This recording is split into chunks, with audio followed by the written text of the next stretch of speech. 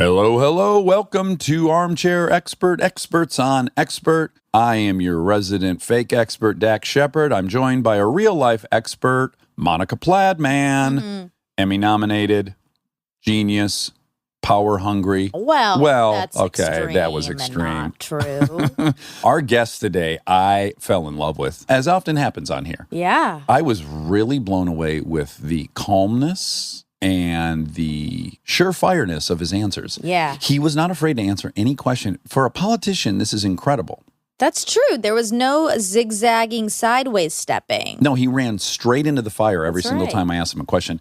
His name is Eric Garcetti, and he is the mayor of Los Angeles, which will be pointed out in this episode, is the 17th largest economy in the world. He's got a lot under his purview. Oh, yeah. And he's just an incredibly smart, calm, articulate, thoughtful, patient man, a Rhodes Scholar. He's the pride of Los Angeles. Pretty handsome as well. Very good looking. Very. Add that in there. And kind of a kick-ass personality. Yeah. Yeah. He's a big, He's a big catch. Yeah. So please enjoy Mayor Eric Garcetti. He's an armchair expert. He's an armchair expert. He's an armchair expert.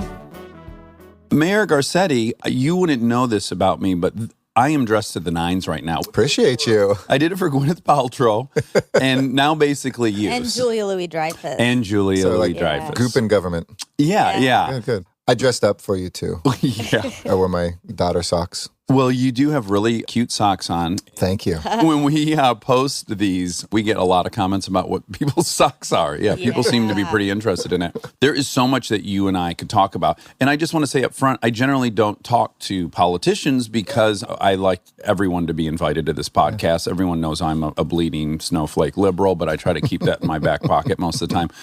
But the reason I was very open to having you and wanted you is because your life story is very fascinating outside of where you may land on the spectrum of left and right. Sure. First and foremost, have you read the Lyndon B. Johnson, Robert Caro books? Yeah, absolutely. So I'm right in the middle of them. Immediately, I was like, oh, obviously, you're much, much different people. But to grow up in a household of a politician is a very unique anomaly of a childhood. Yes. And he grew up that way. And then he obviously became an even younger congressman than his father. So I'm just kind of intrigued by having been raised by your father, Gil, was the district attorney of Los Angeles. You know, it's interesting. I think a lot of people thought I grew up with that, but it was the year I graduated from college that he got elected. It's funny. He was always a line deputy district attorney, so he was a prosecutor. Okay. Growing up, I would go to court to watch him take down white-collar criminals who were defrauding old ladies, and he stood up the first unit that went after corrupt cops and police brutality. So he was not popular with police officers for a time when I was a teenager, but he had opportunities to run. But interestingly, he and my mom, they were both against the Vietnam War and had worked on Eugene McCarthy's campaign, an anti-war candidate. And he saw this guy who he really believed in, his family life fall apart. And so he kind of said, I'm not going to do that to my kids. Yeah. So he made the conscious decision. My sister, I have one sister, she's 2 years older. She was out of college already for 2 years. It was the year I graduated from college when he was elected. So I did get the intimacy of watching somebody you love suddenly be thrust, not just into the public light by being elected, but then OJ, Michael Jackson, the Menendez brothers, Those were all under his tenure? All of them. Luckily, I was not living in LA for most of it. So I got the intensity of what that felt like without being a kid being like, hey, I don't want any part of this. And I've always thought it's probably easier if you're born into it or it happens when you're young or older like I was. But imagine being like 10 to 18 years old and suddenly like, your parents are really famous. Yes. And not only that, in politics, which is so nasty, what it would do to kids. I thought through that a lot when the Obamas got elected too. So I was able to really see that up close. It was definitely a formative part of my adult life, but it wasn't something I grew up with around the table. Nobody knew who Gil Garcetti was until 1992. He's that guy who goes after the bad guys. Mom works, you headed up a foundation that did kind of charitable work here. And so I had public service in my blood, but not necessarily politics. But even great-grandfather on dad's side, Mosimo from Italy, he was a judge in Mexico, yes? Massimo, yeah. We think he was a judge. All we know, according to my grandfather who was born in Mexico, is that he was hanged in the Revolution Right. in the same town where Pancho Villa was assassinated when my grandfather was a 1-year-old baby. Oh, wow.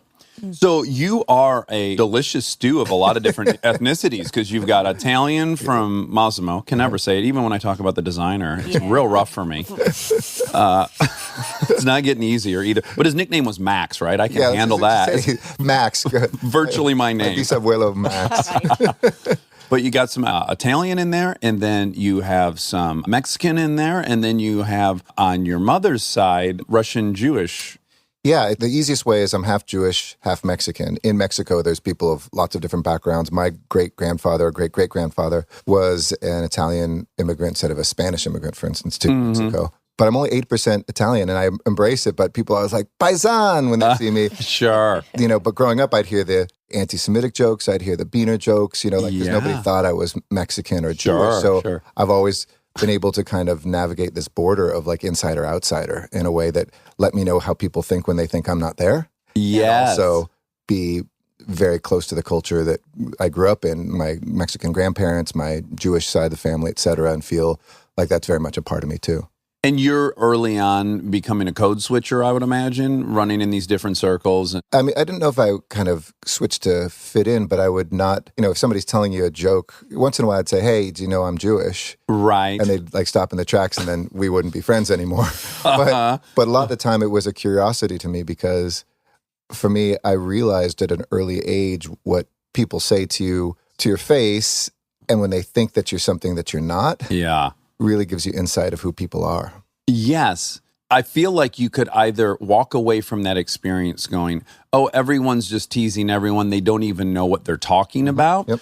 Or you could walk away going, oh, it's very malicious and calculated, and there's raging and rampant anti-Semitism and Yeah, I think I'm more of the former at first. I mean, there's certainly the use of things like race against people is about power. And when that's done in an organized way, that's a different thing. Yeah. But when you're talking to kids, you realize, and I went to an elementary school that was a lab school at UCLA. It was a public school at the time. The only thing they did was they took an exact demographic representation of LA and threw them in the class together. So every income level, every ethnicity, kids with disabilities who might be 4 or 5 years older than you, but at your learning level.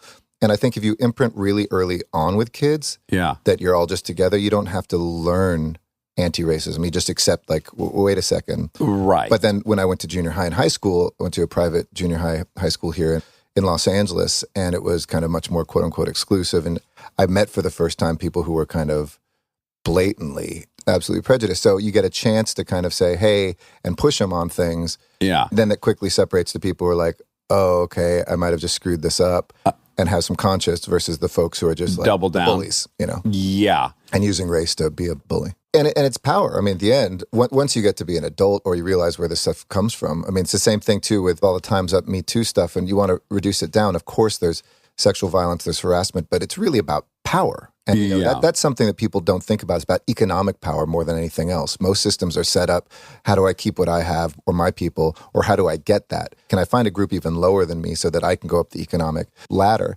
And that's tough because people think of racism and prejudice about a misunderstanding. And I think when you realize that it may be at first, but when it gets to a place of structural racism, it usually it gives them more at the expense of somebody having less.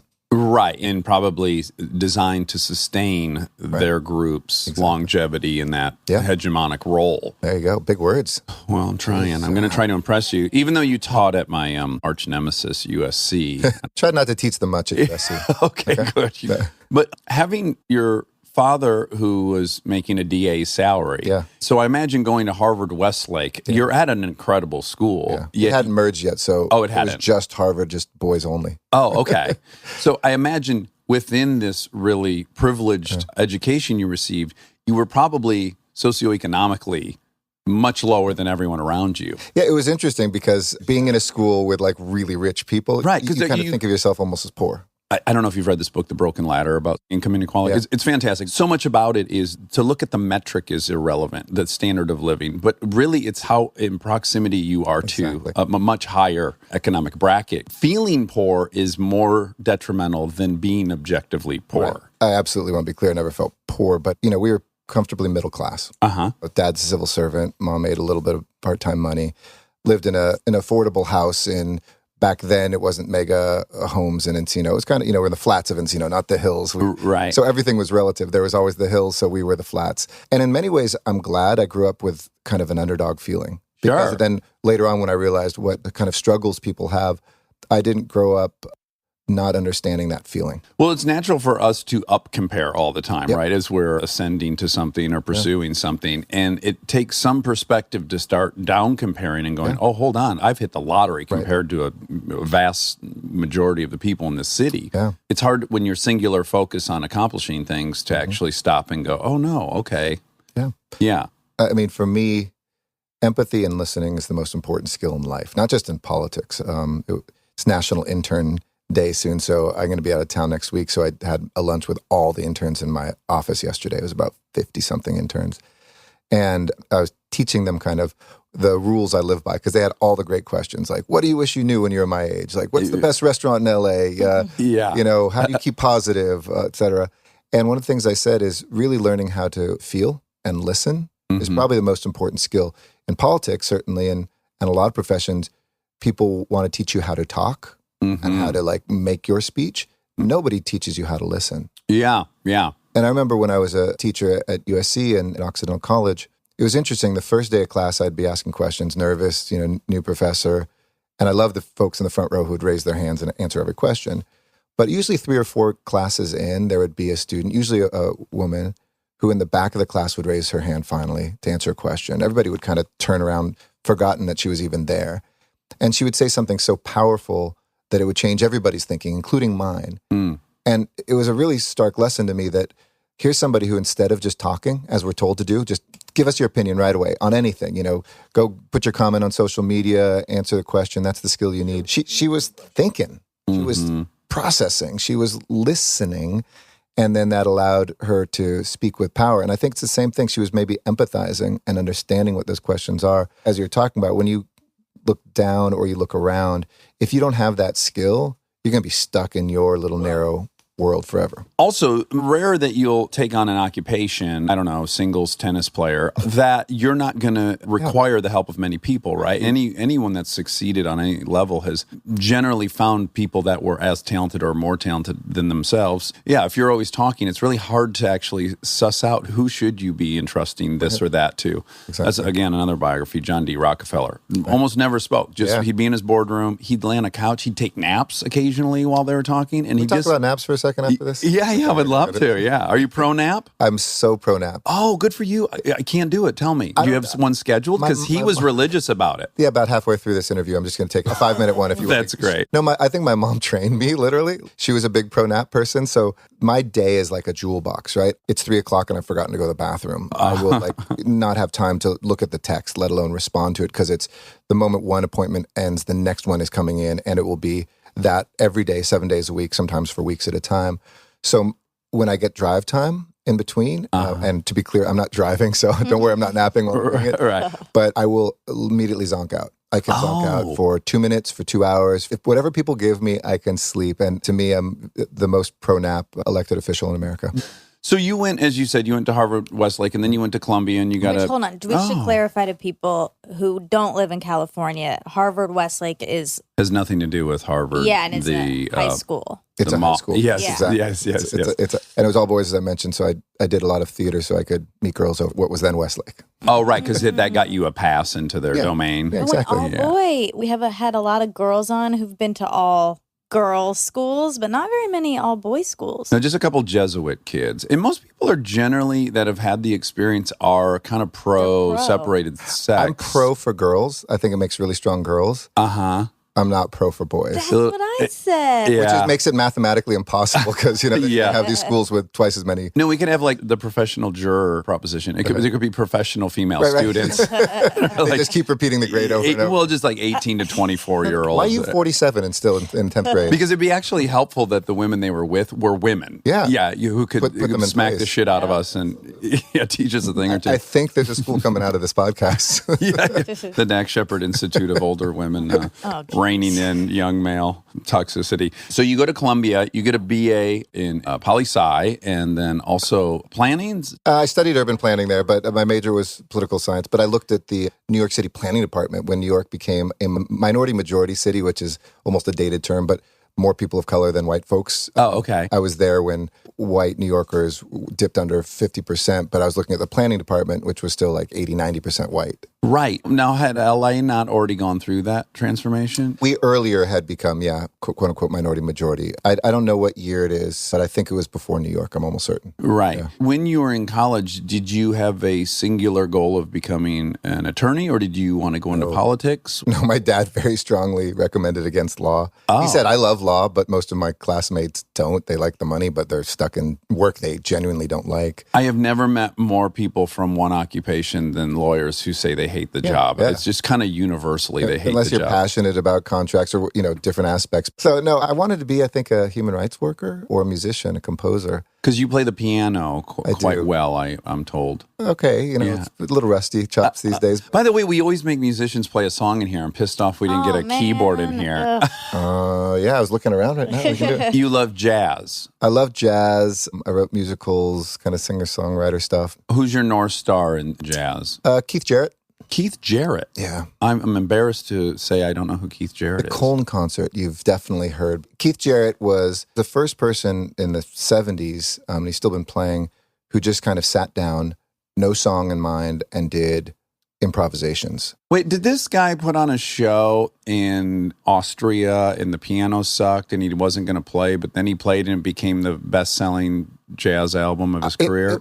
I don't know about the Austria one. He might have, because he's very particular. Like, he will stop in the middle of songs if somebody's like coughing too much. Well, not quite yell at them, but like tell them that it's really rude what they're doing. Sure, and distracting.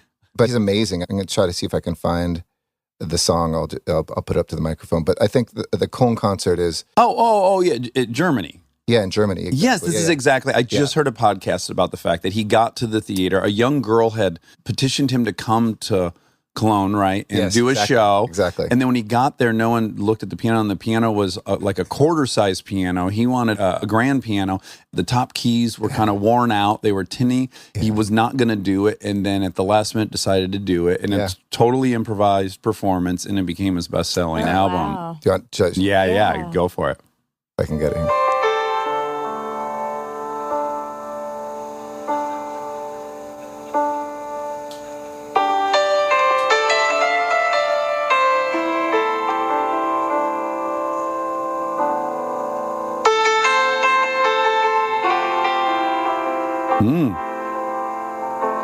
It's sweet. It is. And that's his most famous probably lick. But then it just evolves, and he grunts and he groans, and it gets intense, and he repeats things and never comes back to it. It's the creative process in the most primal form. This podcast was saying that adversity and obstacles become a great catalyst for creativity, because this was a situation he didn't want to be in, and it became his best thing, ironically. And improvisation for me, which is the scariest thing. You've done comedy improv. I used to do some comedy improv too. I improvise on the piano, but it has been the best training for life. I was asked by those interns yesterday, the best question I was asked is, have you ever had a meeting with a really important dignitary and you suddenly realized you were totally unprepared for it? And I'm like, have I ever? Like, yeah. Sure. But what I said is, if you can learn to be comfortable with what the moment is and try to connect with another person or connect with the music, or in improvisation, when you're acting, you have to listen, right? It's all the cliched rules people know, yes and, instead of saying no. You don't cut people off. You have to be in that moment. It's the best way to be able to feel comfortable jumping off cliffs. And life is a succession of jumping off cliffs without a parachute a lot. Yeah. And figuring out a way to kind of navigate your way down. But life isn't a church service. Life is the chaos. It's not pre-written, not orchestrated. Yeah, and the stakes of something improv are implicitly higher, right? So just knowing the threat at the back door, that this could go horribly awry, is very exhilarating. Right. Now, I think you might be the first Rhodes Scholar we've interviewed. And in full disclosure, I wasn't even positive what Rhodes Scholar meant until I read a little bit about your journey. But can you, Monica, just say off the top of your head what that actually means to be a Rhodes Scholar?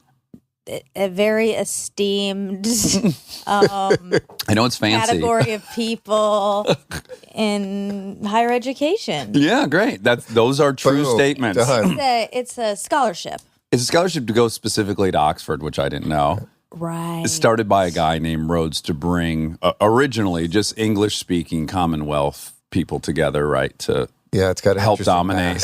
I mean, this is a guy who Rhodesia was named after. He started De Beers. He was the diamond guy, a closeted man who kind of took over Southern Africa, exploited people, but strangely enough was this idealist and gave, I think, £6 million or something in the early 1900s to endow free scholarships because he wanted people who wouldn't have the opportunity to come to what was, quote unquote, the greatest university in the world, Oxford.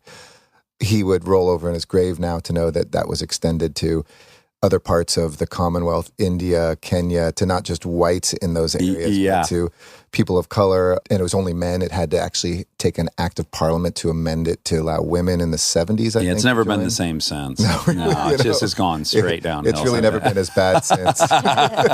My wife and I, we met. She was in my Rhodes class there in Oxford. Really quick, what state had she come out of? Is she from? She's a foreigner. She's from Indiana. Oh, she's from Okay, well, as someone who detasseled corn in Indiana, I can attest to their You have. foreignness. Yes, white So pigeon. is Amy. Oh, really? A lot. Every young kid did it. Yeah. And in fact, if I'm fully honest, I got lucky, and I was actually a deroger and not a detasseler, so I had to cut down the either taller or shorter stalk to get that bad seed out of there. Much easier job. A funny story. When Amy and I were first dating, I go to her grandfather's farm. It's in a small town called Argus, maybe 2 hours, hour and a half southeast of Chicago. So, he's like, who's this city slicker who my granddaughter's dating? And he had a huge cornfield. Who's this Jewish-Mexican guy my daughter brought This home? Italian. He was very clear. This Italian guy. All the ones, all the Protestant fears and wrapped into one.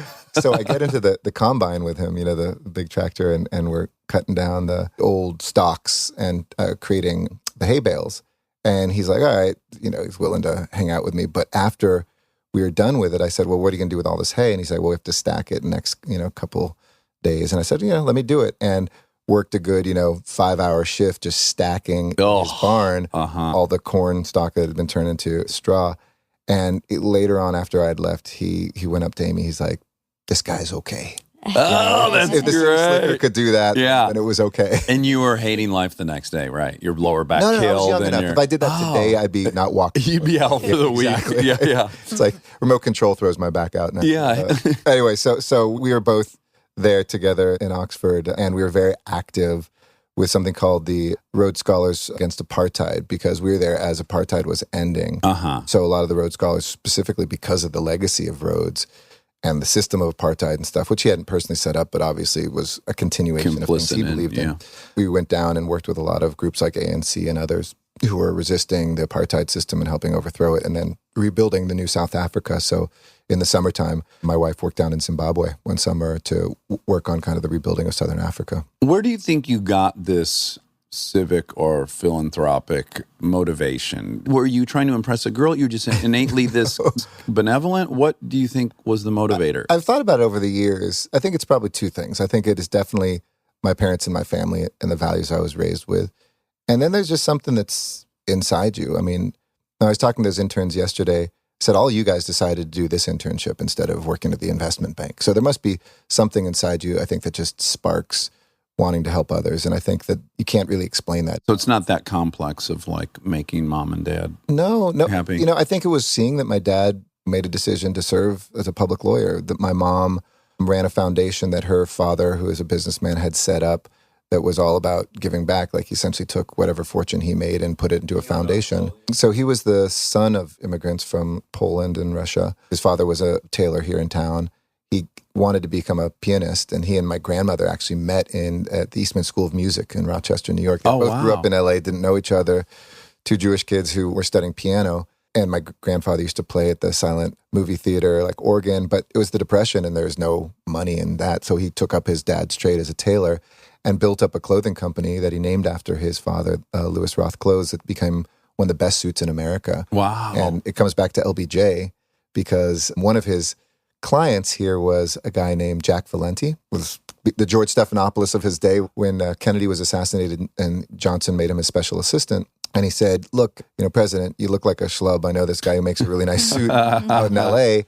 And my grandfather became tailor to President Johnson. No shit. Now it comes back to your earlier question, though, because so that was an amazing honor. The son of immigrants, grew up poor, suddenly is like making suits, some of the best suits in America and for the President of the United States.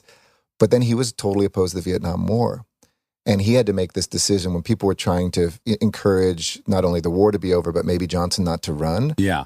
He could have spoken out and lost his most prestigious client, or just stay quiet and keep him.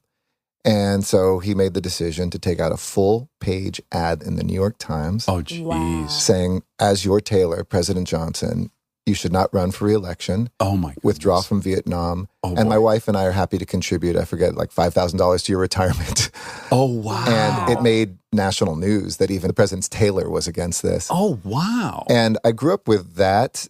So this was a businessman here who his business almost failed a couple times. He had a union shop. All his tailors were unionized, which is not the cheapest way to do it. And a grandfather on the other side who was essentially a dreamer who didn't get his citizenship for the first 30 years of his life here, even though he was an American. He came here when he was a 1-year-old until he fought in World War II. And I think those things imprinted on me how important it was to stand up for what you believe in, to fight for the underdog, to look at who's not at the table and to make sure that they're there, what voices aren't being heard. So I think all of that was the brew that led you to apartheid Africa. Exactly. Yeah.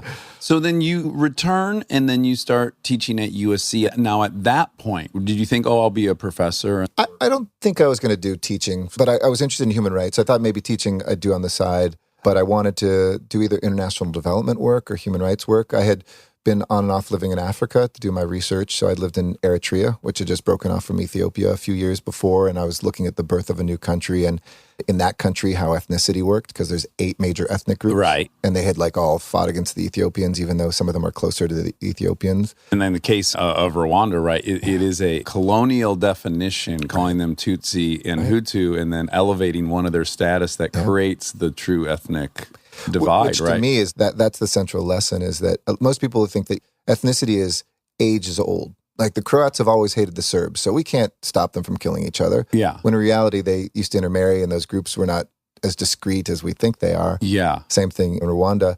And Eritrea didn't even exist as a country in history until the Italians, late to the colonial game, said, hey, we're supposed to get some colonies. Yeah. Most of Africa had already been gobbled up, so they got Eritrea, Somalia, and Libya. All money losers. They didn't understand that colonies for most countries were money gainers. Yeah. And so they spent lavishly. But just that short period of a few decades gave Eritreans, who were totally religiously and racially and ethnically diverse, an identity that, we're something. Uh-huh. To the point where they fought the longest war in Africa against the biggest army in Africa, Ethiopia. So like when people think that identity is age is old, I think that it's something that can change in a generation. Yeah, particularly if resources are limited and one group's getting better access to those resources, Absolutely. It's going to breed a lot of contempt. That's exactly right. So you're such an overachiever. I mean, what a fucking overachiever. You go to all these great colleges, you're a Rhodes Scholar, you get your master's. Did you get your PhD? No, or you were working never on did. it? I was working on it. Okay. But still. when I'm 80. You fell in love. These are a lot of time-consuming things. Did you have a great time management strategy? I just got to know that before we get to city council. So the nice thing about a Rhodes Scholarship, even though the Rhodes folks would be upset with me for saying this, is it's for folks who have really driven hard. And some of them will go and do the next step in their academic career. I think most Rhodes Scholars, more than any other profession, become academics. But for me, it was just a moment to breathe. If I gotten a degree, that would be great. I felt like I contributed, I published some chapters from my dissertation in books, but that wasn't my goal. My goal was to kind of just have a moment to stop this run-on sentence of life. And Yeah. to have some punctuation. Yeah. Most people do that as a gap year, but you did it as a Rhodes. Right. So I was very lucky to have the scholarship, which pays for your time there, to meet people, to form ideas, to think about the future, to be an activist, to see the world, and to kind of form who you are. It's something that I miss a lot these days because I'm back on the run-on sentence life. Where I think you have to really carve time out to grow as a person. You can't wait for it to appear. No. You have to stake a flag in the ground, right? Yeah. I mean, what I've given as mayor, and anybody who's ever considering public service, I always say it's kind of like acting. Only do it if you can't not. Yeah. Right? Well, my saying is different. I would not advise you to take it on, which is it had better be something you'd be happier failing at than succeeding at something you don't like. No, I think that's true. But I don't think a mayor should fail in his occupation. But in politics, usually at some point you're going to lose too. Oh, sure. In a public and electoral way. Yeah. You know, my dad told me in 2000, he goes up for a third term, right? He made it through OJ, got reelected, all that kind of stuff, but went for a third term and got rejected almost 2-1. Oh, boy. I had decided to run for city council a few months before. I wasn't running on his name, but I didn't want to lose on having the same last name. I'm like, what was I even thinking? Yeah. And I sat down with a friend who I was doing a fellowship with through the Rockefeller Foundation of kind of people of color looking at changing power in America. And she said, hey, my boss is the city council member. She's just been elected to the state legislature. You should run.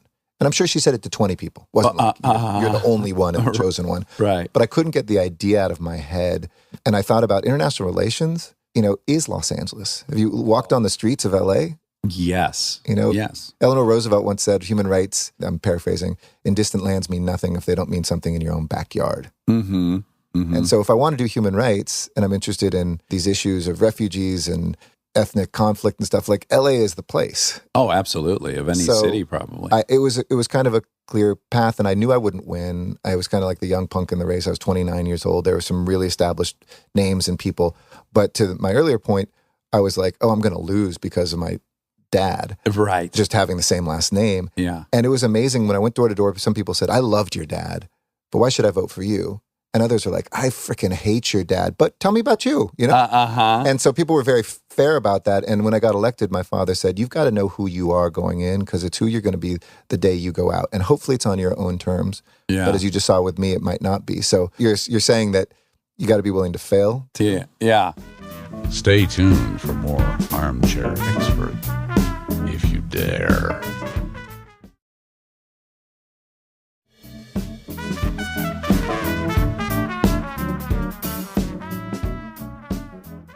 Monica and I listened to this great episode of Sam Harris where he had an organizational psychologist on. Mm-hmm. And his conclusion was power doesn't corrupt, it exposes your true nature, which I found comforting. I was like, oh, okay, I'm a little happier with that outcome. The great Abe Lincoln quote, right, is like, if you want to test a man's character, give him power. Yep. When you took the role, what kind of talk did you have with yourself? Because I would imagine, as any profession, you're not getting into it to just maintain the status quo. You have a vision. So what kind of theory did you have that you thought would be disruptive in a positive way? What made you think you were going to be different from every politician you had grown up watching? Well, while I was running, I thought it was important to bring youth to the discussion. Mm-hmm. And I was the youngest by 10, 15 years. And I think that's an important lesson for us as we get older and we watch. I've tried to manifest that by following young people like David Hogg from March for Our Lives came to LA and said, will you organize the first mayor's youth council on gun violence in America? And I did. Mm-hmm. And I take their advice instead of telling them what to do. Right. You have a respect for that youth point of view. You get older and you really do think you're much wiser and that everybody's naive. And remembering what I was like at that age, I was like, no, I've got energy and different perspective and I can see where those older people are wrong. I have to challenge myself hourly not to be an old man. And I'm going to bring up one of those issues before you go that I know I'm an old man on. The listeners can't see you, but you look at least 10 years younger than your age. Thank you. Someone in Minneapolis last week thought I was 35 and I almost did a backflip. Yeah. Okay, so you went into it with that. Now, California is the 10th biggest economy in the world, I believe. 5th now. It's 5th now? Yeah, with Brexit, we passed Britain. Oh my God. Yeah. Wow. And then obviously within California, I would imagine LA as a standalone sovereign nation would be what? It would rank, wouldn't it? Well, 17th in the metro area if we were an independent country, but better statistic, we're the third largest metropolitan economy in the world. Tokyo is number one, about $2 trillion. New York's a little over $1 trillion, and we've just passed $1 trillion. So we're the third biggest truly organic economy because countries are kind of accidental borders. Even states are artificial. Uh-huh. A city is where people organically move to. So think about it that way. LA is now the third biggest economy in the world. That is mind-blowing. Yeah. So it's interesting when I was thinking about your position as a mayor, I was like, in many ways, you have a much more on your plate than most governors. And this is not to brag. I'm just talking population. I think the LA County is bigger than every state but 5 or 6. Yeah. Wow. And your budget has to be bigger than probably 40 of the states out there. A lot of them, yeah.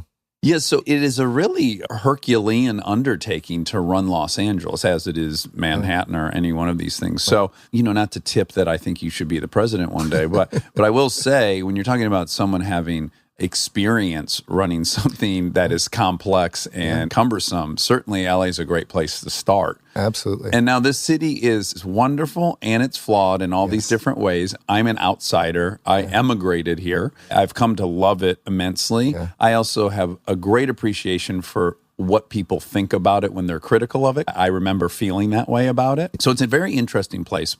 I just want to talk about a couple of the things that I love about LA. I took a great LA geography class at UCLA. Awesome. And I was really taught what the Mexican-American experience is in Los Angeles in this class. And one of the statistics I remember, mind you, this was in 1999, but at that time, 50% of all second-generation Mexicans were middle class. Mm-hmm. At that time, I don't know if it's even cool to say this anymore, but in 99, when it was taught to me, they said, well, Mexicans are the Italians of this era. Right. Like they're coming here, they're succeeding, their kids are reaching educational achievements. It's really working. Is LA unique in that, do you think? Or is that something that's happening for Latinos nationally?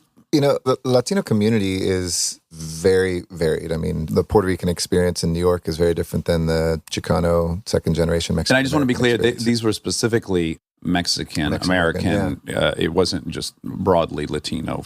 It's complicated because, you go to places like Texas and quote-unquote Mexican-Americans may be Tejanos whose family go back 7 generations in what was Mexico and the United States. And in New Mexico, there's some folks who were never Mexican. They kind of call themselves still Spaniards because they were essentially there from the original Spanish settlers. Right. And, of course, the native blood that everybody has. But yes and no. There's still impediments in our community to, Latinas, for instance, or the biggest gap between white men and any group of men and or women of any ethnicity in terms of the wage gap. Oh, that's like the very 61 cents to the dollar or something like that. Oh, wow. So on one hand, yes, there's been tremendous growth of the middle class. You see in a city that's now 50% Latino, you cannot stereotype the community as just working poor, even though the working poor are disproportionately both black and brown in the city. But you see real leadership. I mean, I remember when it was back in the day, a few folks in the state legislature, and now it's been speaker after president pro tem of the Senate. And you're the second consecutive after Vera Ragosa, exactly. right? Yeah. And so, it's a return to what existed, obviously, in the roots of this city when it was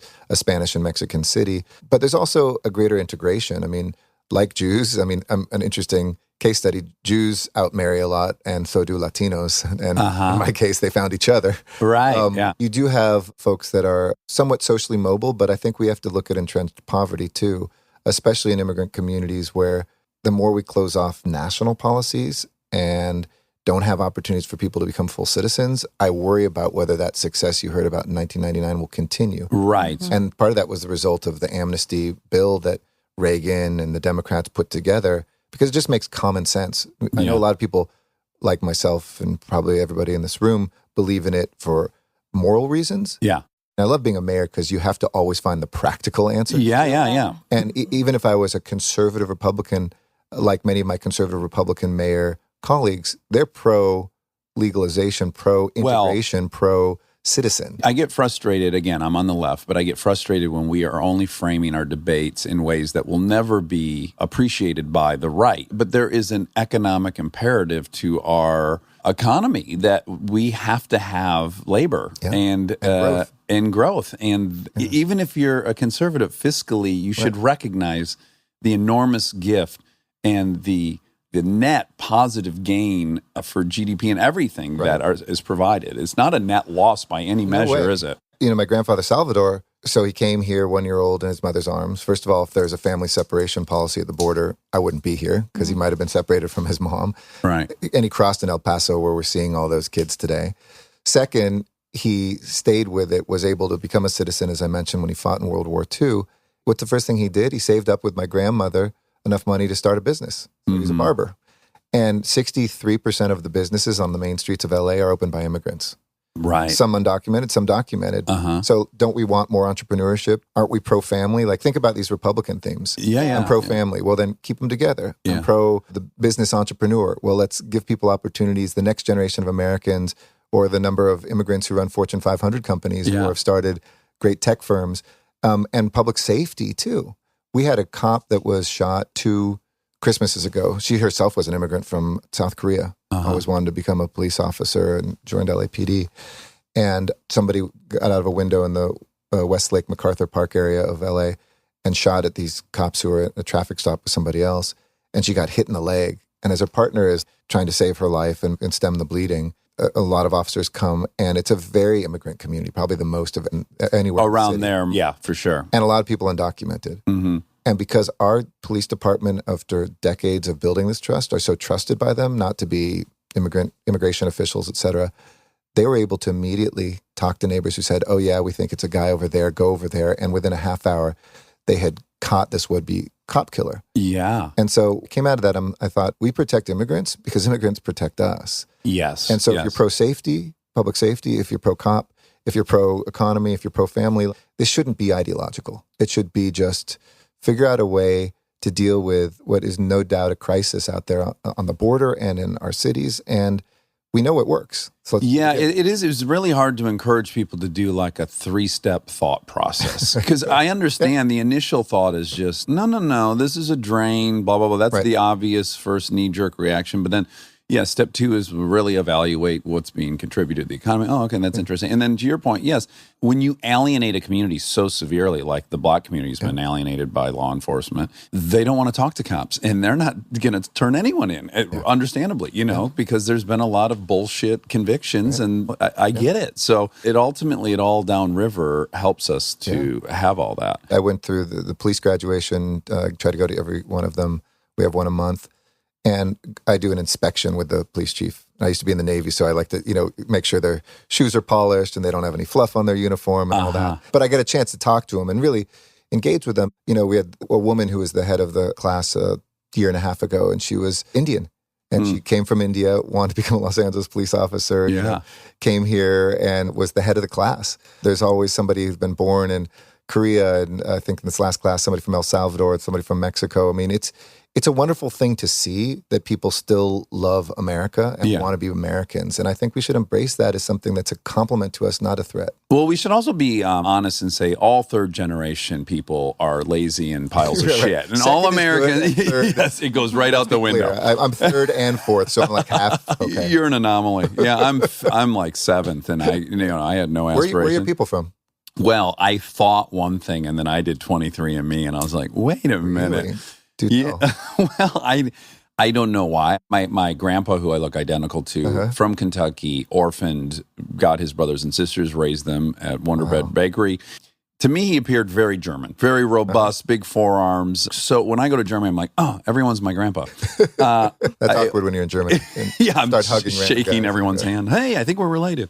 No, I'm mostly English and Irish and all that. And 50 Shades of White. Exactly, 50 Shades of White. So I was a little disappointed. I really was hoping to have some Indian in me because I would you wanted keep to telling, connect. I really want to connect with Monica. Didn't happen. Yeah. Don't you think that maybe part of the issue is that there's a fear that there's a finite amount of opportunity? So they think like, yeah, we want entrepreneurship, but not at the cost of my entrepreneurship or people in my community, which is not true. But don't you think that's what's happening with people? I do. And ironically, it's not happening in the places where the most immigration occurs. Not to say that in Los Angeles there aren't people with that view, but it's funny, in the places that have the most immigration, we have the most open attitudes to immigration. So I never dismiss people's fears. And I think in a lot of communities where immigrants hadn't come to, they're going through what probably LA did go through in the 50s or 60s. I was looking at research that showed who flipped from voting for Obama to Trump in places like Michigan. And it was those counties that had the most Asian and Latino immigration. And it was the language thing. Like they had these interviews with folks saying like, they don't even try to speak English. And I'm sure it was said about the Italians and it was said about, the Greeks when they came. And I think that is a generation of towns then finally like rehumanizing that these are human beings who do want to become Americans, are hardworking. Well, you need to meet people. Like they say, one of the biggest leaps forward for black-white relationships was Vietnam, because all the troops were commingled, and they actually had to bunk next to somebody and really get to know them and recognize, this is just like you me. can put a real person to the idea. Yeah, I was going to say, and I didn't finish my thing about Latinos, which was in Michigan. My only experience with Latinos was when I was detasseling corn. And that was just starting to be the first waves of the Latino, the farm workers. And so I saw that. And so that's a very skewed perspective to get when you see 30 people get out of a pickup truck. You know, it's us, them. It feels very clear. And then I was neighbors in Santa Monica, the family that lived below me. It was like 7 folks in the same one-bedroom apartment I was in. They invited me to birthday parties, came to love them, came to really get to know them. And I remember my grandma, they started to get a pretty big influx of Mexicans in Sturgis, this border town. She was getting real nervous. And I had to go, Grandma, I live among all Latinos in LA, and they're my favorite neighbors I've ever had. I mean, I had to really talk to her about it. That's human nature to fear the other. Barbarian, you know the word barbarian? The root of it is barbar. When I was studying about ethnicity, I asked my professor, what does that mean in Greek? And he's like, that's the equivalent of blah, blah.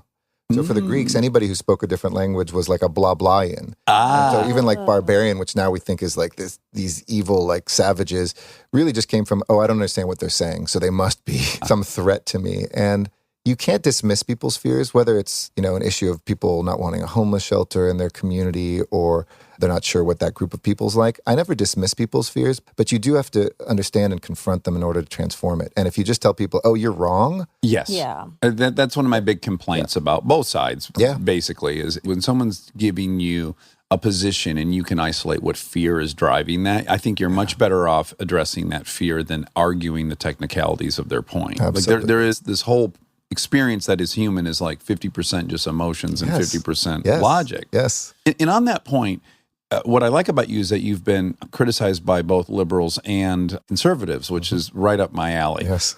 I am of the opinion that we have this Constitution, and in the Constitution, we declare 2 virtues we're going to pursue: equality and liberty. And those things are often mutually exclusive or antithetical. And so I approach this mentally as, at best, this will be a compromise that makes the most amount of people happy, because it'll never be all liberty and it'll never be all equality. And it's going to be this little thing on a spectrum we're sliding left and right and hoping to please the most amount of people. I have a deep respect for everyone on the right, because their job is to remind me of liberty. I want to make everyone happy, and I think the greater good is worth the individual's thing. But I don't agree, but I respect the challenge. And I think that both sides need to be challenged endlessly, as happens in academia with debate and discourse. And so I don't agree with it, and yet I respect it and value the contribution. And one of the things I love about being mayor is it forces you to look at things first before you kind of pull out the book of ideology. Right. So like I came in as a council member thinking raising taxes on business isn't a bad thing. They have to pay their fair share, and we use that to redistribute it and help people out. I saw how companies didn't locate in Los Angeles, or that we lost because our city's business tax doesn't tax your profits. It taxes your gross receipts. Who wants to start up a business? First few years, you're losing money. And on top of it, you get $10 million through your business and you're losing $1 million, and we're going to tax you on the $10 million. Yes. Well, and again, this is a part where I think the left sometimes doesn't want to live in reality, which is sometimes you have to play a quantity game, not a quality game. Absolutely. So if I have 1,000 businesses that I'm only getting 10% of, that beats the shit out of pulling 90% out of 18 businesses. And so, I came to a point where I was pro lowering the city's business tax, which I did as a council member and I've done as mayor. Now, I also looked at research and realized that our minimum wage hadn't kept up with inflation. And if restaurants and other things had been in business in the 70s and 60s, if we adjusted, yes, would there be some displacement of people? No question. But overall, more people with more money in their pockets to spend on Main Street was a great multiplier to help our local economy. And poor people aren't going to save that money. They're going to spend it. It's going to help us all and help their quality of life. 60% of them are women who are earning the minimum wage. And so we raised the minimum wage. Now, those two things together in Washington, I would have to choose one or the other. That's right. If you're a Republican, you lower taxes and keep the minimum wage down.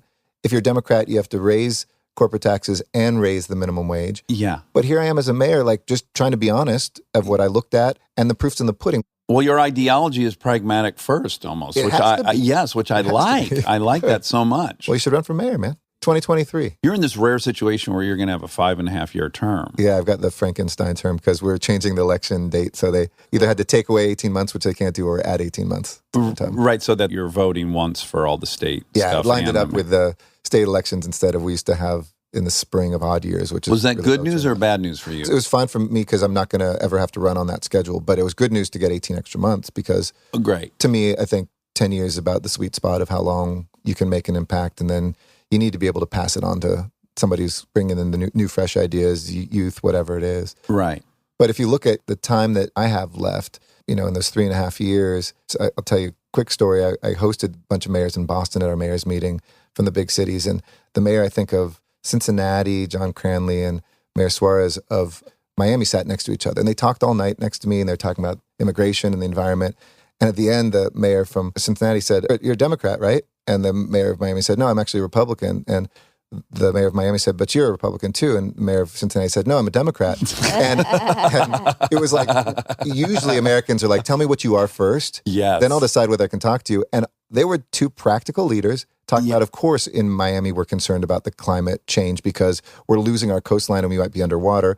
And in Cincinnati, it's like, yeah, of course I want to keep jobs here in business. Well, and can I argue what's happening there is one defining characteristic of their identity ascended above their identity as a left or right, which is Absolutely. what they see in one another is like, oh, fuck, we've been tasked with running cities. That's paramount. That's number one. Yeah. And then the other thing, where I'm at politically or what party I'm in really now becomes a secondary identity for somebody. Anybody who enters politics is like, just punch back in a partisan way and get the most likes you can on your social media. Yeah. Instead of, who cares about the criticisms of today or the headlines of tomorrow? 10 years from now, which is how I try to govern, I want to look back and say, we tried to do the right thing and maybe we even succeeded in doing the right thing. If you put your head out of the foxhole, of course people are going to fire at you. Yeah. But somebody's got to lead the charge. Somebody has to. Yeah. The founding fathers knew to have provisions to keep public sentiment from swaying the course every 5 days. Yep. And now with the availability of news and media, you could be just swerving the ship in all over the Every place. day. Like when you look at the New Deal or something like this couldn't have even happened today. Because people forget the New Deal was like, try, fail, then, oh, that works, succeed. Yes, Today trial you'd and be error. out of office before the first two failures. Yeah. You want to attack our toughest problems, opioid addictions, high school graduation, homelessness. It's like, these are such complicated things that if you don't have the patience for us to collectively figure out how to get there together and the patience of, winning a war. I joke with my team on homelessness here in Los Angeles, which is a huge focus for me. People want D-Day. They want us to have conquered Europe and have the Marshall Plan in place, and they want it tomorrow. Yes. The only failure is inaction. Exactly. Because every attempt, be it whether it pans out or not, is at least one box out of the trial and error that we can go, okay, that didn't work. That's Absolutely. helpful. Now we can try this. Right. It's rare that I would get the ear of the mayor. I mean, it's really crazy. First, I was just like interested in your story and everything. And then I thought, hold on a second. I can complain about some Exactly. stuff. That's what I'm here for. I'm going to start by owning the fact that this is one of the times that I think I'm an old man. Okay. I recognize that these are probably cutting down on cars and they're probably democratizing transportation. Those fucking scooters. These fucking scooters, Eric. What the fuck? I'll leave my house. There's 100 scooters in my yard. I'm like, no. What has happened? I'm driving down the road. People are riding two up on the scooter. They're crossing the road. I saw a dude riding two scooters at once. I'm assuming he's returning the scooters. And again, I recognize it's probably a move in the right direction environmentally and all these other things. But then there's also this issue with people that are in wheelchairs. They can't get down the sidewalk. There's videos of guys crushing the scooters with their little rascals. Where are you at on this scooter thing? This is a zombie scooter apocalypse. It is. when I came into office, it was funny, like with Uber and Lyft, people were trying to get me to stop that when I first got in. But I saw that most people were either future phobic and trying to like stop the future, and that doesn't work very well. No. Or future passive, like, just let them put the scooters wherever, and like we got nothing to do about it. People want this. They're voting with their feet, which is true. Yeah. My philosophy is don't be either. Be future guiding. Don't say no, but make it work better. So Right. like inevitably with Airbnb, we have to regulate so that people don't take apartments that we need offline and just rent them out to folks when we have a housing crisis. Uber and Lyft have to abide by the rules and pay to go into LAX so we get some money that we can spend on improvements at the airport and things like that. Yeah. So with the scooters, it's exciting because Uber and Lyft doesn't take car rides off the road. That piece doesn't reduce the pollution or the carbon footprint because people are still in a car being moved. It might have been your car in the past, but with the electric scooters, it genuinely is. And a lot of that first mile, last mile, which means how do you get to transit lines like the subway? Like it's a good way to get back and forth. And at least a third, if not half of them, are probably what would be car trips. So it's taking those off the road. Right. That said, totally agree. It's chaos out there. It is chaos. So we have passed now rules and regulations. We have the ability to take them off ourselves and crush them. So forget other people. If they don't abide by the rules. We've gotten each of the companies to sign up. We've told them to give us the data, not information of people. It's anonymized data, but we need to know if there's 10,000 scooters that show up at Staples because people can't walk and cars can't go. So we are writing the computer language that they have to now share with us in real time so that we know where these all are at. Okay. We know how to count them. So if they're over their quota, we're now telling them how many they can have each instead of just chaos. And over time, I do think we need to figure out if you're blocking the right of way, or maybe we put them in racks or something that's more orderly. Or something, because there is something to be said for them being even just on residential streets so somebody doesn't have to walk 5 blocks down to the main street to get them, because that's how they're going to work. So now we regulate them. Let's figure out if it works the next few months, couple years, but they're not going away. And they're great. So I'm kind of pro-scooter, but annoyed as well. You know, what Dax Shepard is pissed off about and trying to make sure you don't trip over that. Stay tuned for more Armchair Expert, if you dare.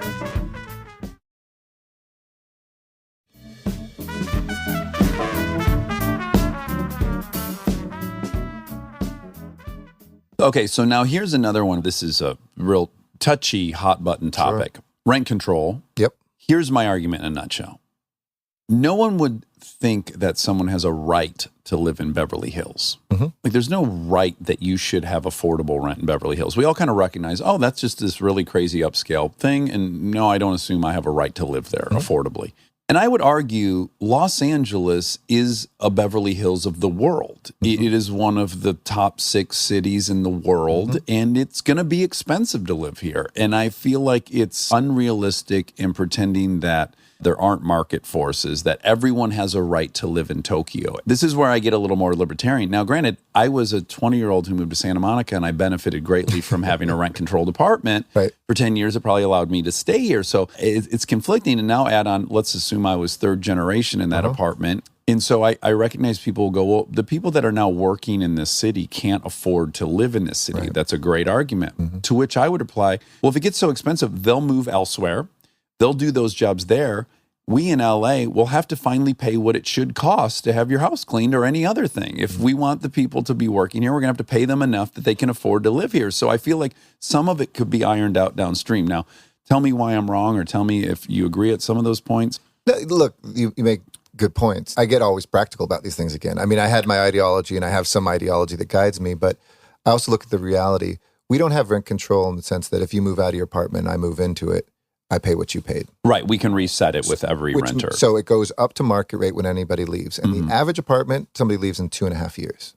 And there are cases, but in that small percentage, maybe you have that nice grandma who's been there for 40 years and she's still paying only 3% up from what it was 40 years ago. But with the rare exception like that, essentially you have market rate. It just slows when somebody's in there, how quickly you can raise the rents. Yeah. It's called rent stabilization.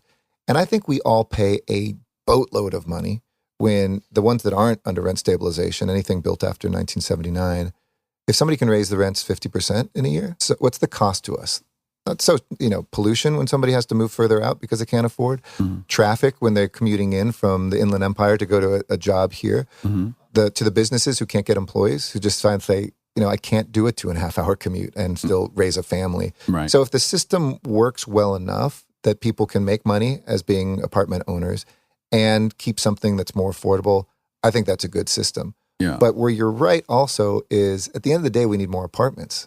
That's one thing that's missing. It's not just, you can't regulate your way out of a crisis. You actually have to build more stock so that 7 people aren't living in that apartment underneath you, but maybe they can afford to have 2 apartments and live a little bit more humanely. So I've been a big proponent against NIMBYism, which is the not my backyard syndrome of saying, look, if you don't like the homelessness on our streets, you don't like the rents being too high. There's actually a solution that is market-based as well of just let us build more apartments. Yeah, we have an and inventory housing. issue Exactly. above all things. Right? Yep. California in general as a state is just very anti-building. Is that It's been fair really to tough. say? Yeah, I mean, that's an example on the left, well-intentioned environmental laws. And I'm for the environmental part of environmental laws, like if it's about pollution or this, that, or the other, Yeah. are often used so somebody can take $89 out and challenge anything based on environmental laws. Sometimes you have the property owner next door doing it because they want to keep the rents high. That has nothing to do with the environment. But Right. we've written these liberal laws that just slow down, and people have to then cook in 2 years of delay, 3 years of delay on what it costs to build something. That doubles their price. And then we wonder why it costs $500,000 to build a single apartment here. Yes. That stuff, I'd love to see Sacramento, especially now Democrats have a supermajority, reform that and say, look, we can be a place that's a little bit more libertarian about that, still protect the environment, but let's greenlight this stuff and be Yeah. about social justice and the marketplace together. Now, that then leads perfectly into homelessness. Yes. So I've lived now in LA for 25 years, I guess. Yeah. So let me just also add my frustration. I happen to be in a hotel room. Whenever I'm in a hotel room, I, as a habit, make myself watch Fox News because I'm like, I want to know what, I want to know what that perspective is. And I dedicate time to it. I can get through all of it. It's the one I was like, I wanted to call and say, please let me go debate him is Tucker Carlson, just on this high horse about our homeless problem and how it's a result of liberal policies. Exactly. He's like, you don't see it in the cities in the South. And I'm like, no one's moving there. Or you're also talking about cities that have a terrible winter. So, we have earthquakes. I don't think that has anything to do with this being a liberal. Right. So there's some issues we have, right? The weather's warm. If you're going to be homeless, this is a damn nice place to be you heard homeless. The president talk about it himself a couple days ago. Yeah, he said San Francisco, Los Angeles, the streets are disgusting. He was in Japan saying how clean the streets were, right? Oh, right. And he might have to intervene. He said this problem started 2 years ago. And my response was, I'm glad to tell him that 2 years ago when he was elected president, that's not when homelessness started. It's not his fault. Right. Nor is it mine, but we can together do something if he's serious about talking about it. I didn't want to score cheap political points. I invited him to come out here or go to the White House. And I'll bring Republican mayors from red states and places like Arizona, who I work with closely because they have a huge problem. Democratic areas. Well, I wanted to call him and go like, please let us know in Mobile, Alabama, what the policy is that resulted in no homelessness. We'll enact your policy. Yeah, Tell me what it is. If the right's got a real handle on this, what is it? What's the magic sauce? People with homelessness, it is the most complicated issue that I've ever dealt with and probably ever will deal with because people always want to say, well, what's the thing that causes homelessness? Is it drug addiction? Is it mental health issues? Is it PTSD and veterans? Is it the foster care system and kids emancipating without parents and a family? Is it sexual and domestic violence against women? Is it people getting out of prison? Is it a lifestyle? Is it low wages? Is it a choice? Yeah. And, I say yes. It's all those It's things. literally, everybody's a different combination of those, but it's kind of trauma together with high rents conspire to people being and a in very cars in the conducive streets. environment to live outdoors. Los Angeles, No question. is a good place to do that. In other cities, they have homeless populations that are bigger in places like New York, but they're indoors, partially because they have a right to shelter law and the state pays for those shelters, but also because you'll die in the wintertime if you can't stay in a tent, it's freezing outside. Now, when I was in college, I had to do an ethnography on Skid Row. And this is so anecdotal. This is just me for 2 weeks as a college student. But I will say, and I'm a recovering addict, it was it was in the 90% of people I interviewed that were clearly just addicts. Yeah. And it was so counterintuitive. What I learned by a lot of the people is that they actually reside in a home until they get their disability check or whatever their check is. And then they leave their mom's house or their brother's house. They come down to Skid Row and spend that money doing drugs. And when they run out of money, they go back to a home. And I was like, well, this is the opposite of the pattern I would have thought existed. I'm like, wow, that's a tricky problem to solve. You're right. I mean, it's self-reported, and we do a count of everybody who's homeless in the city and county each year. Self-reported, it's 30% that have drug use or alcohol and or mental health. That's probably low because it's self-reporting. So let's say it's 50, maybe even 60. There's a lot more people who don't fit that cliche than ever before, who are economically caused homelessness, living in cars, couch surfing, maybe living in and out of shelters and working. But for that first piece, and those are the most difficult cases. They're probably the most visible as well, right? Absolutely. They're the most traumatizing ones for us to see some people who are literally dying on the street. Yeah, sure. And until this country recognizes that there's a mental health crisis, and usually the drug use and alcohol use is obviously the self-treatment yeah, of that. for sure. Self-medication. We're not going to get out of this crisis. And cities, I have the police and sanitation. So I can arrest and clean up. Neither of those solve homelessness. So people are like, Right. get rid of the tents. It's like, okay, that'll be in the next neighborhood. And under the law, there's no longer penalties. There's no carrot and stick for drug use where you can say you're either going to prison or a treatment program. Right. Well-intentioned criminal justice reforms let people out. Those savings were supposed to go into treatment and other job training. They just never make it there. I haven't seen it. So I think that the state has kind of failed to do that effectively or needed to put that first before people got out because nobody should go to prison for 20 years for a gram of something too much, but they should be immediately taking those savings and turn their lives around. And a week after they're out, they might be on the street now in a tent breaking into cars to feed that habit. Yeah. So, I feel like the lone voice on this a lot of time. Most of the solutions rest with the county of Los Angeles, which has the mental health, has the hospitals, the social services, the state, which gives us affordable housing dollars and healthcare dollars, or the feds.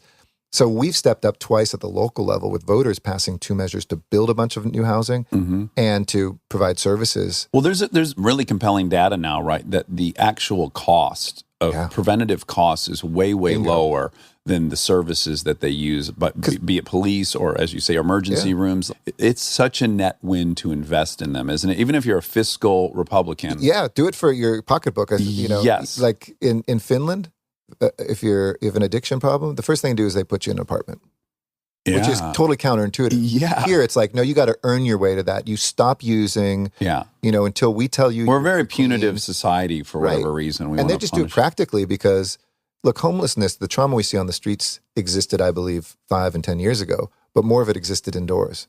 It's just the supply now of so many jobs coming in a booming economy. It's counterintuitive, more homelessness, because all these jobs come in, people who are the richest move at the top. People who used to live in those housing units move down to the middle class housing. Middle class people get smushed down to the lower class to on the brink. And people who are on the brink economically now are on the streets or in cars. And so if we're Does your wife work with PATH? Yeah, we've done a lot with people assisting the homeless. Yeah, they're a great organization. My wife has forced me to do many. I would do nothing good in the world if I had married her. I know the feeling. Yeah. There's amazing success that we've had, which is a tough message to sell because people see what's on the street. But we've gone from 9,000 people a year being housed in LA to 22,000 last year. Really? If you told me 4 years ago we would more than double, Yeah. I'd be like, we're going to be done with homelessness in 2 or 3 years. But the supply accelerated beyond. It went up 16% in the city, 12% in the county, and on average 35% in the state. So the work that we're doing, when people say, yeah, we still went up, my counter is the plan's actually working, and that's why we didn't go up nearly as much. We went up a third to a half of everybody else, but there's a larger force here.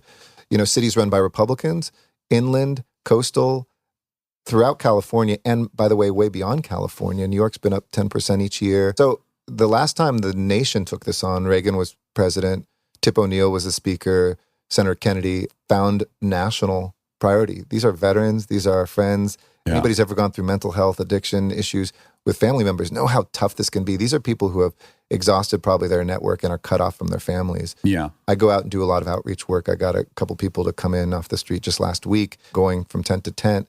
And when you hear the stories, they're heartbreaking, and they just have nobody left to talk to, nowhere left to go. Yeah, 60,000, right? I mean, that would be a big city. It would be in the Midwest. In the city of LA, there's 27,000 we estimate on the streets. Wow, yeah, it's such a daunting problem to tackle. And again, I believe that we're so reluctant to invest in prevention. Right. And what percentage of the people on the street were probably in the foster care system at one point? Oh, huge percentage. I don't, of the youth, it's overwhelmingly the young people are either foster and or LGBTQ youth from other parts of the country and here who, their families don't accept them. And so they come to places like Hollywood. Or you look at one other thing, like for women, 91% of homeless women have been either victims of sexual and or domestic violence. Yeah. So we know what causes these things. You can point to a mayor, and I accept responsibility for the response. I wrote a letter to the city saying, somebody's got to, and I will. But if you think one person caused or can solve this, I need the engagement of everybody, and I will not retreat from this. I feel like a firefighter. Like most politicians run away from this fire, and I'm running straight to it just because I so deeply believe in it. And I'm convinced what we're doing is right and will work. And 10 years from now, people say, thank God somebody was focusing on it. But I need all the other levels, especially those drivers in. And the prevention piece, you're right. New York does something where they give folks who are homeless with HIV, AIDS, forget how much it is, but like, let's say $800 a month each, forever. Which are like, that's un-American. Like, you're not helping me with my rent. Right. But they just did the calculation, and they take something from their disability check combined with that $800 and a roommate or two, and they're in apartments. Right. And so either we're going to pay tens of thousands of dollars for a weekend visit to an emergency room, or you can give them 3 or 4 years to prevent anybody from becoming homeless. And so we're starting a program in LA now to do eviction prevention and to help people with rent who are right on the brink. And just say, here's money. And if you need 6 months, here's 6 months. And that may be enough for them to get not on the streets. Because once they're on the streets, we're paying hundreds of thousands to get them off. Right. Oh, my God. Well, I'm really glad that you're at the helm of that. You know, I get frustrated that people just don't want to accept the real problems we have. I'm sorry. We're going to have to build some infrastructure at the border. This problem's not going away. That's right. So when are we just going to go like, no, we got to step up and build this shit. And we got to be able to handle all these people. And it's just a fact. Absolutely. And look at the source. Go to Central America. And instead of, as our president suggested, withdrawing aid from those countries because he's pissed, give them the aid that will actually prevent people from leaving, solve the problem. Yes, it's like it's going to require 3 steps of thought of why. And that seems to be one too many steps for most people. Maybe 2. Well, the last question I have for you before you go. Mint chocolate chip. Mint chocolate chip? Oh, well, now I don't Wait, trust what you. is the best restaurant in LA, according to you? I love down the street, the tacos at Yucca. Yeah. The cochinita pibil, Yeah. the stewed pork. Yeah. That's probably been my longtime favorite. But kind of higher end, here's looking at you. I love on 6th Street in Koreatown. It's the perfect mix of like Asian, Latino, LA. It's like that kind of world cuisine, such good stuff. I've never had a single bad dish there. Here's looking at you. Oh, really? And they did not pay me. We're going to go there. This podcast brought to you by Here's Looking at You and Yuca's Tacos. Fingers crossed. We're always picking up sponsors.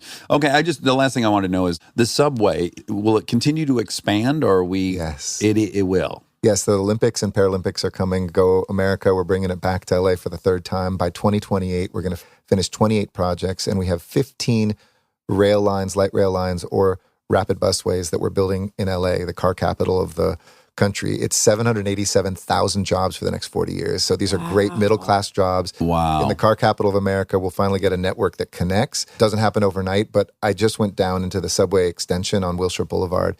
It's like a cathedral underneath there, this huge underground room that will be the station. I went with NBC News because they're saying, why can't America build infrastructure? The only big transportation infrastructure project in the country for transit is here in LA. It'd be 22 minutes from Westwood to downtown, faster than a car at 3 a.m. You know, we'll connect with the airport. We've never had public transit to the airport.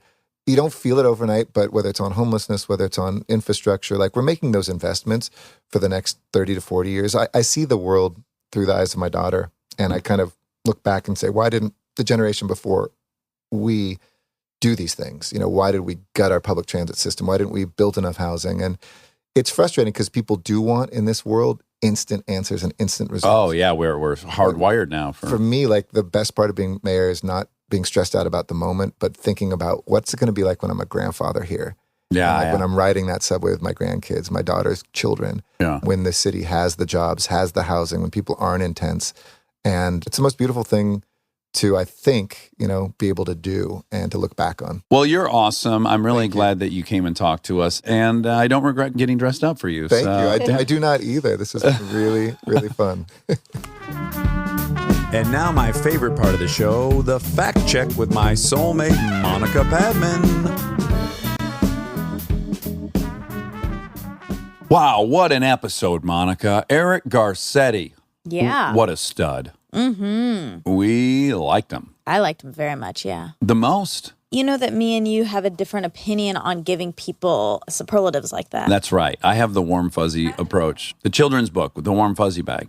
It's an endless bag. There's limitless warm fuzzies to be given out. And then a witch comes to town and convinces everyone that there's a finite amount of warm fuzzies in their bag. And she convinces them to start hoarding their warm fuzzies and handing out cold pricklies, which she sells. And it turns the community upside down in this book. It was one of my favorite books as a child. I've never heard of it. Oh, the warm fuzzies. Yeah, it's great. Read it to the kids. That's lovely. It's a good message. It's a very good message. Yeah.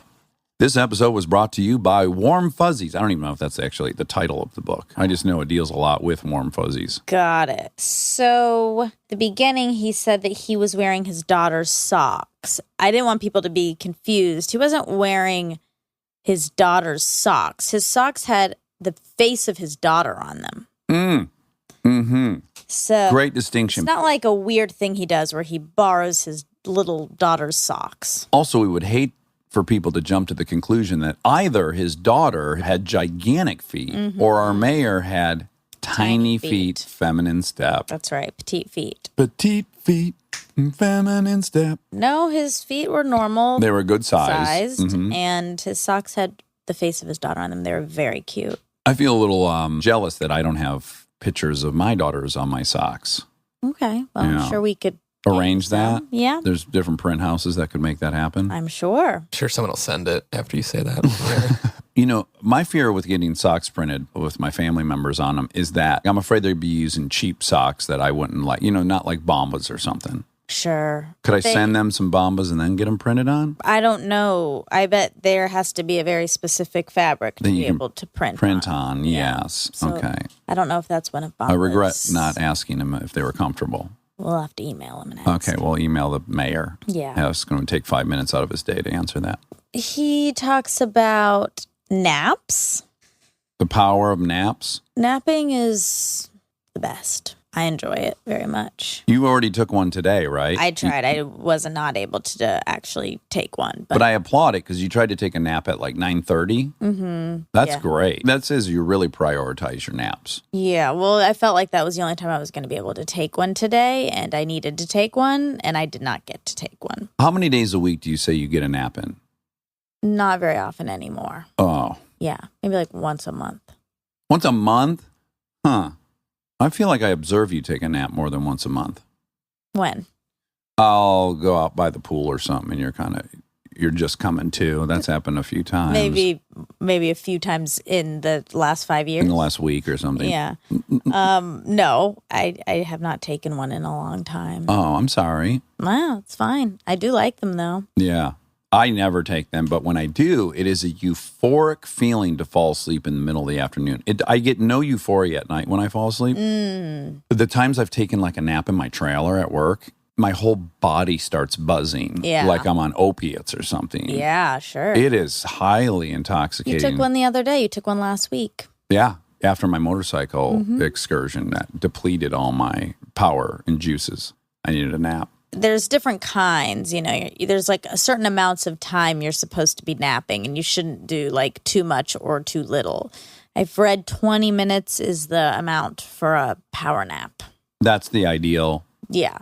And what would be your For like preference a burst to of go? energy. I want to go for 40 minutes, I think, is when I have napped. That's what I want. I want 40. It's hard once you get past a certain point because then, like, sometimes then I'll just keep snoozing and then it's 2 hours. Okay. Yeah. 2-hour nap is probably not. It's not that advisable. good. Yeah. And you feel really groggy afterwards. And then wide awake when you hit the pillow at night. Generally, yeah. Yeah. It's one of the downfalls with napping. Now, napping is a powerful part of staying functional as an alcoholic, too. Like a lot of people have to make that game day decision regularly on a Saturday, right? You go out, maybe you have a Bloody Mary or whatever you have. You get a little buzz on around noon. Huh?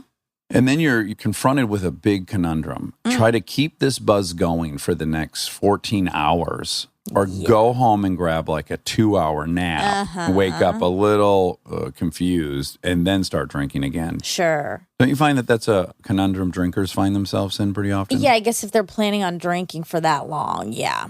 I was thinking about it all the time on the vacation. I was like, okay, great. Wine's out at noon. Oh, yeah, on So- vacation, yeah. Yeah, so that's going to be an interesting maintenance of it throughout the whole evening. You don't want to get too drunk and tired, but you want to keep that sweet spot of that buzz. I'm just saying you got to be real precise on the throttle That's in these true. situations You're right. because you're looking at right. 12 hours of a buzz, noon to midnight. But actually, if I think I've observed for you, you kind of shut it off about 2 hours before you go to bed. On vacation, I would shut it off around, time was very weird there, so I don't know. Who knows? But hours before bed, yeah. It was always 3 hours later than we thought it was. Yeah, it was so confusing there. Because the sun was just about to set at 10 p.m. We were like, Yeah. wait a minute, what time is it? Is it 7? Yeah, it was bizarre. That and the phones were pinging off of Illinois towers, and people's fucking clocks were wrong. That's No one knew the right time. That's right. It was kind of liberating. It was the 'Cause whole vacation. You couldn't count on what time your phone said, and you're like, well, I don't know. Does it matter? Does it even matter? Yeah, Mm-hmm. not really. I know. You don't really get that very often in real life. Okay, what year did LA become a minority majority? The 1990 U.S. Census and 2000 U.S. Census found that non-Hispanic whites were becoming a minority in Los Angeles. I know I feel that way. I drive around LA and I don't see a single white person. I'm Yeah, like, where are they? They're nowhere to be found. They've been run out of town. Yeah. Yeah, that's how I feel too. Yeah. I miss the white people. Yeah. Yeah. We got to get them back. We get some kind of policy that incentivizes whites to live here, you know? Definitely. Okay, so that Keith Jarrett concert. Oh, And the it was- pianist? Mm-hmm. And it was in 1975. To date, it's still the best-selling piano album of all time. And it almost never happened. As you said, Jarrett had arranged for a Bossendorfer 290 Imperial Concert Grand Piano. Gotta have it. Yes. And unfortunately, the Opera House staff wheeled out the wrong piano, a much smaller Bossendorfer Baby Grand. And to make it worse, it was a piano used for opera rehearsals, and it was in bad condition and out of tune. So he was not going to do it. And then he got convinced to. And yeah, and then it became the biggest piano album. It's kind of become a symbol of how much creativity can flow out of a Bad situation. bad situation. Yeah. Less than ideal. And that a lot of people, to promote creativity, try to disrupt people's work environment, that it can lead to great productivity. I think the other example they gave in the podcast I listened to is that the tube had shut down, and there's all these people that rode the tube to work, and for 3 weeks they couldn't or whatever, and that when it reopened, they found that 30% of the people did not return to the tube because they discovered that there was no reason for them to even be taking the tube, that they were walking in about the same, or whatever it was. But it took something to disrupt their pattern to make them discover a more truthful truth. Yeah. It's kind of It's a fascinating. good metaphor for life, I would say. Like, do you think that adversity we leads to good- should experiment and do an episode of the show where you look straight into the bathroom and I have my chair turned and I stare at the dog, Okay. and then we talk to the person? Sure. I think that's probably rude, but we could try it. Yeah. Okay, just see if it leads to an incredible episode. Yeah, I don't think rudeness really leads to good things, but maybe if like we were Wearing Nixon masks and they were wearing like the Jason mask. sure. Yeah, that could be a disruptor. Be great for audio too. Yeah, well, we'd have to cut out the mouse really wide. Sure, well we can do something crazy. All right, let's Mix do it up. Yeah. Let's do it. Lie down for an episode? That would be very fun. Yeah. We might get into some napping. We maybe should ask a returning guest because you don't want it like everyone gets their. It's not really fair. It's not fair. They should have a real shot at a normal interview. Yeah. But maybe with a returning guest, we could ask them to lie supine with us on the floor All right. and talk. Let's do it. Sounds fun. It might bring that element of like when you're laying in bed with your friend at night when you'd have a sleepover, the kind of conversations you special have. time, Yeah, yeah. staring at the ceiling. Yeah. And you're just staring endlessly at all the different things you're discovering about the ceiling. There's a crack there that Or lights. if you're me, you use that time to do hair play and massage. Mm-hmm. You could also pillow talk. You could do that in the during the interview for sure. Oh, I'd love that. Little hair play. We could do a hair play circle. That's ideal. You said apartheid Africa. Obviously, you meant South Africa. I just don't want anyone to say that and act like I didn't catch it. Okay, the exact Eleanor Roosevelt quote that he paraphrased is, "Where, after all, do universal human rights begin? In small places close to home, so close and so small that they cannot be seen on any maps of the world. Yet they are the world of the individual person, the neighborhood he lives in, the school or college he attends, the factory, farm, or office where he works. Such are the places where every man, woman, and child seeks equal justice, equal opportunity, equal dignity without discrimination. Unless these rights have meaning there, they have little meaning anywhere. Without concerted citizen action to uphold them close to home, we shall look in vain for progress in the larger world." Mm-hmm. It's nice. It's very nice. You agree with it or no? In total truth, my mind went to right when you started listing the occupations, I started thinking about, was this an argument for the individual or the collective? And then I think it's for the collective. Anyways, I just started trying to categorize it in one or the other. Yeah. Yeah. I think it's saying instead of looking at issues far away, start with the things Your around circle. you. Yeah. Little by little, you get. He could have big. much easier said, it all goes back to the Mike Jackson song. I'm starting with the man in the mirror. Sure. Isn't that what she's saying? I don't Start think with she's the man in talking the about mirror. starting with you. I think she's saying your community. Okay. And also, I don't think he probably wants to be referencing Michael Jackson right now. As a politician. No. Yeah. Probably a smart move Just on his to part. avoid, I guess, the whole topic. Yeah, I would say so. But I'm a rebel, so I'll sing Man in the Mirror. Sure. And then you really also- have nothing to lose. I have nothing to lose. And I really also condone his behavior. Yeah, of course. Yeah. But also a good song. It is a good song. And you gotta make the world a better place. Take a look at yourself and make a change. I didn't get there. Change. Still didn't get there. Well, Yeah, whatever. Got a little closer. Yeah, closer. So we talk about the organizational psychologist who was on, Sam Harris. Oh, and what a guy. you said that he said power doesn't corrupt, it exposes your true nature. But he told this really interesting story. I went back and listened. He tells a story about power to sort of display what he's talking about. And he said the way people use power depends on their pre-existing values. And there are two lawyers who got into public office. Oh, yeah, this is interesting. One was threatened to be disbarred on the first case he ever tried, and the judge said, I doubt you have the ethical qualifications to practice law. And that was Richard Nixon. Dickie Nicky. And the second was so ethical that he ended up refusing a client because he said, I know you're guilty and I can't defend someone who I know is guilty. And that was Gabriel Abraham Lincoln. Lincoln. Yeah. Yes. So that was his point, that power reveals. Yeah. So we I always like were. that. Me too. I agree. And then also I would say there can be a period of leveling, like it can be, I think, in my very limited experience of at least getting more power in theory or attention or cultural capital. There's a bizarre period where you simply have zero experience with dealing with it. So you're kind of learning as you go. Yeah. I think over time it would level off into your character. But I do think at the initial onset of it, it can be a very confusing experience. That's true. I'm sure even the people with the most integrity really struggle. I had to with that course too. correct at times. Yeah. Yeah. It's a, I think anyone's just flawless at. anything. Okay, so he said the biggest gap between white men and any other group is for minimum wage is Latinas, and that's 61 cents to the dollar. And what I found was 2018, Latinas in the United States are typically paid just 53 cents for every dollar paid to white non-Hispanic men. Boy, that's big. 53 cents. It's I know, half. I know. Oh, geez. It's not great. Yeah. I wonder what accounts for that. I wonder what the biggest employers are for Latinas in the U.S. What sector? I don't know if they lost 24 of the cents. Maybe they just lost. They misplaced. Yeah, that's hard to know That's how- probable It's really hard to know how careful they are with them. their change. Yes. Yeah, that's true.